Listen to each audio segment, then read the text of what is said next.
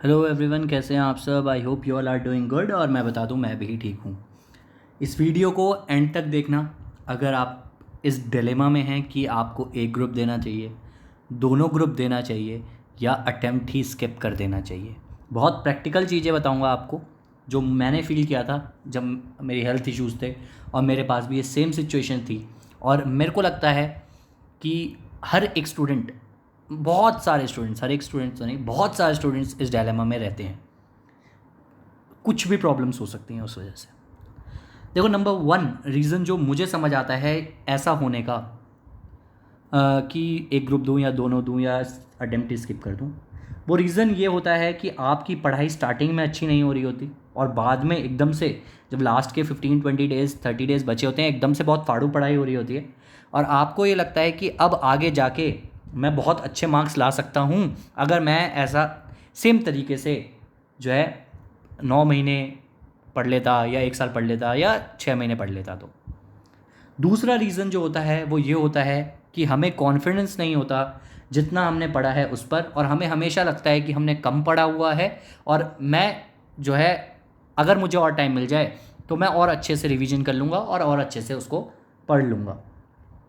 And the third last चीज़ जो हमें रोकती है अटेम्प्ट स्किप करने से या बोथ ग्रुप को एक में लेने से या इस डायलेमा को क्रिएट करने से, वो होता है हमारा डर कि यार फेल हो जाऊंगा इस अटेम्प्ट में, मुझे नहीं लगता हो पाएगा। आपकी तैयारी बहुत अच्छे से है, आपको अंदर से ये बात पता है कि आपकी तैयारी बहुत अच्छे से है, बट एक डर है कि वो रिज़ल्ट देखने का डर होता है ना, वो स्टार्टिंग से होता है कि फेल ना हो जाऊँ, अगर पेपर ही नहीं दूंगा तो कोई क्वेश्चन ही नहीं रेस करेगा, कुछ बहाना मार दूंगा, कुछ भी। प्रैक्टिकल सॉल्यूशन नंबर वन इसका यही है, अगर आपकी तैयारी जिस भी ग्रुप की बहुत अच्छे से है, अगर आप सिंगल ग्रुप ही देना चाहते हो तो अटेम्प्ट स्किप मत करना, अटेम्प्ट स्किप मत करना।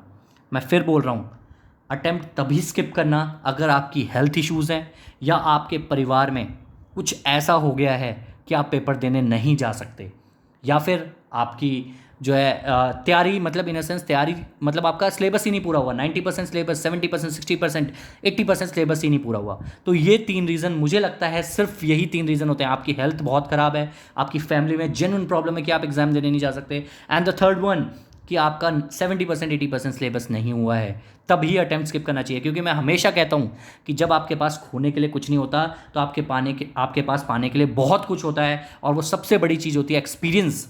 आपको नहीं पता, और एक्सपीरियंस ये भी हो सकता है कि आपने फाइट किया लास्ट के डेज और आप क्लियर कर गए, समझ रहे हो। और ये रियलिटी है सच में, बहुत एग्जाम्पल्स ऐसे हैं, मैं अपना ही नहीं बात कर रहा, बहुत आपको एन नंबर ऑफ एग्जाम्पल्स मिल जाएंगे जिन्होंने लास्ट के डेज में फाइट करी और वो क्लियर करके निकल गए। और आप तो ऑलरेडी वॉरियर हो यार, सीए फाइनल स्टूडेंट्स हो आप।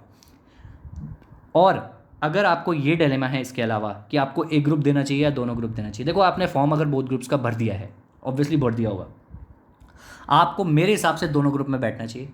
एक ग्रुप आपका पक्का होना चाहिए जिसमें आपको आंखें बंद करके कोई भी दिन रात पूछे तो ये आप मान लो कि नहीं मैं पास हुई, ठीक है। क्योंकि आपको ये कॉन्फिडेंस लेके जाना होगा पेपर में कि मैं अच्छे से ग्रुप क्लियर करके रहूँगा। और जो दूसरा ग्रुप है ना, उसमें आपको कुछ सब्जेक्ट्स पक्के करने चाहिए कि यार ये मेरा अच्छा सब्जेक्ट है, इसमें मैं 60 स्कोर कर सकता हूँ, ये कुछ अच्छा है, तो आपको उस तरीके से करना चाहिए।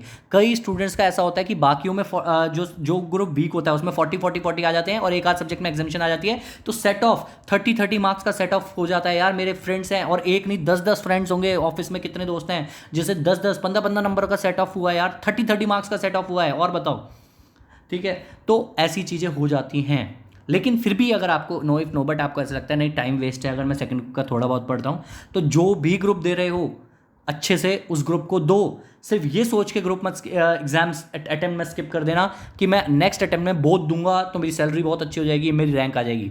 मैं बता रहा हूँ, अगर ऐसा होता है बहुत रेयरली, और आपके पास होने के चांसेस जो है कम हो जाते हैं बहुत ज़्यादा, क्योंकि फर्स्ट अटेम्प्ट हमेशा गोल्डन अटेम्प्ट होता है। आपके सबसे ज़्यादा पास होने के चांसेस इसी अटेम्प्ट में है, चाहे आप कोई भी ग्रुप दे रहे हो, ठीक है। क्योंकि उसके बाद सिर्फ कॉन्फिडेंस लूज होता है, और जब आपका दिमाग एक बार बहानों को एक्सेप्ट करने लग जाता है, जेन्युइनली कह रहा हूं, अगर आपका एक बहाना कह लो या आपका सरेंडर करने लग जाता है, तो आपको आदत हो जाती है, और ये आदत आपको आगे भी प्रॉब्लम क्रिएट कर सकती है, ठीक है। बहुत सोच समझ के फैसला लेना जो भी ले रहे हो, और ये सारी बातें याद रखना। आपका अटेम्प्ट देना आपका अटेम्प्ट देना मायना रखता है। मैं फिर से बोल रहा हूँ, एक एक बारी में करके अगर ग्रुप निकालोगे जॉब पे कोई फर्क नहीं पड़ता, उतना ही पैकेज मिलता है। रैंक होल्डर से ऑब्वियसली थोड़ा सा कम पैकेज होता है हमारा स्टार्टिंग में, तो ऑब्वियसली अगर आपकी रैंक वाले बच्चे हो आप, तो आपके लिए वीडियो आपको परेशान है ही नहीं है, तो फिर आपके लिए। लेकिन अगर आप मेरी तरह हो, बीइंग एन एवरेज स्टूडेंट, मैं आपको बता सकता हूँ, मैंने एक ग्रुप दिया था और पैकेज पे फर्क नहीं पड़ता। ये बच्चों ने बहुत बार मेरे से पूछा है कि क्या पैकेज पे फर्क पड़ता है? नहीं पड़ता मेरे भाई, नहीं पड़ता यार।